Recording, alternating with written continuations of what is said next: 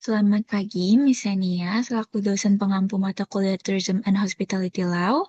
Perkenalkan, nama saya Adistia Rusyana Herlim dengan NIM 23250030003 dari Program Studi Pariwisata kelas HMM 041 SP.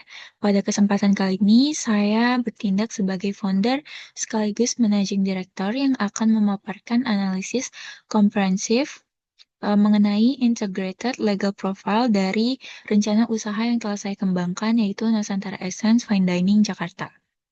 Jadi, Nusantara Essence Fine Dining merupakan restoran premium yang mengusung konsep Modern Indonesian Gastronomy Experience. Kami memadukan kekayaan cita rasa warisan kuliner Nusantara dengan teknik memasak internasional, serta presentasi artistik melalui experiential dining.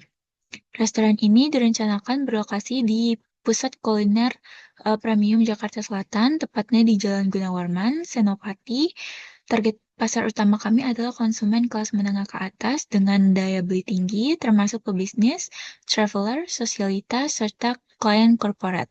Tidak hanya mengejar profitabilitas, usaha ini mengadopsi orientasi keberlanjutan yang nyata melalui pemanfaatan bahan baku lokal berkualitas, dukungan terhadap UMKM dan petani, serta penerapan manajemen food waste yang ketat. Masuk ke bagian temuan utama, hasil analisis saya memetakan 3 pilar hukum krusial yang saling terintegrasi dalam operasional bisnis ini. Yang pertama dari aspek stakeholder mapping dan tata kelola, restoran ini melibatkan ekosistem yang kompleks. Pemangku kepentingan dengan tingkat pengaruh tertinggi adalah pemerintah sebagai regulator perizinan, pelanggan sebagai sumber pendapatan dan reputasi utama, serta owner and management sebagai penentu kebijakan. Hubungan ini diikat oleh tanggung jawab etis di mana komunitas lokal bertindak sebagai penyedia bahan baku premium dan staf restoran memiliki hak normatif atas lingkungan kerja yang aman dan adil.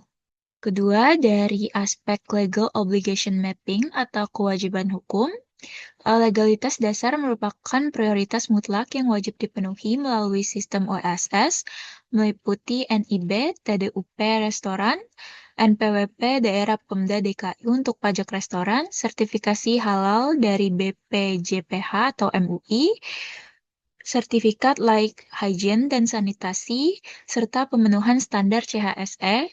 Secara paralel, dari segi tanggung jawab lingkungan, kami terikat pada UU Pengelolaan Sampah dan Kewajiban Dokumen Lingkungan UKL UPL atau AMDAL untuk pengelolaan limbah cair melalui instalasi pengolahan air limbah atau IPAL domestik. Ketiga, dari aspek contract mapping, seluruh hubungan hukum di dalam Nusantara Essence diformalisasikan secara tertulis untuk menjamin kepatuhan dan mitigasi resiko. Kami menerapkan service agreement dengan pelanggan untuk mengatur kebijakan pembatalan dan refund secara transparan. Hubungan dengan staf dapur dan pelayanan dilindungi melalui employment contract resmi berdasarkan UU Ketenagakerjaan. Selain itu, pasokan bahan baku diikat menggunakan supply contract guna menjamin kontinuitas volume, stabilitas harga, serta kepatuhan standar mutu pangan dari para petani dan nelayan lokal. Berdasarkan analisis kritis terhadap operational fine dining, resiko yang paling serius dan memiliki implikasi legal liability terbesar bagi usaha kami adalah resiko keamanan pangan dan kontaminasi makanan atau food poisoning. Risiko ini beririsan langsung dengan duty of care restoran untuk memastikan setiap hidangan aman dikonsumsi.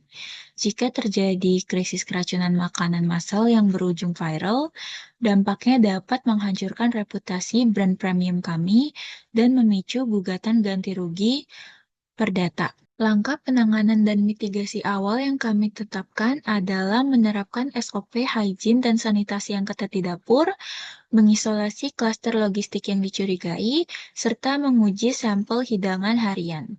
Jika krisis terjadi, krisis manajemen tim akan diaktifkan untuk menangani korban secara persuasif dan medis, melakukan investigasi internal, serta merilis pernyataan satu pintu secara profesional guna meminimalisir online backlash di media digital.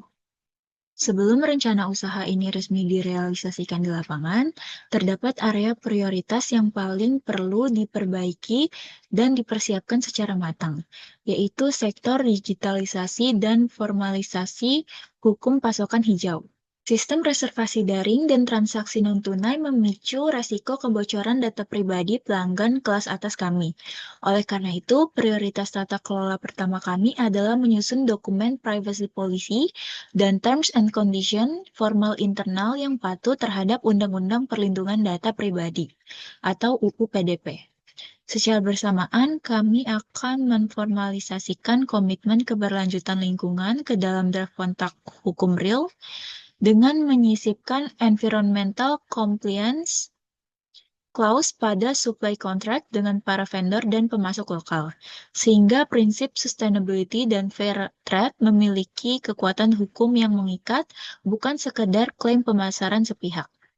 Sebagai kesimpulan, pembelajaran terpenting dari proyek ini adalah bahwa aspek hukum dan keberlanjutan tidak boleh dipandang sebagai formalitas atau beban administratif semata.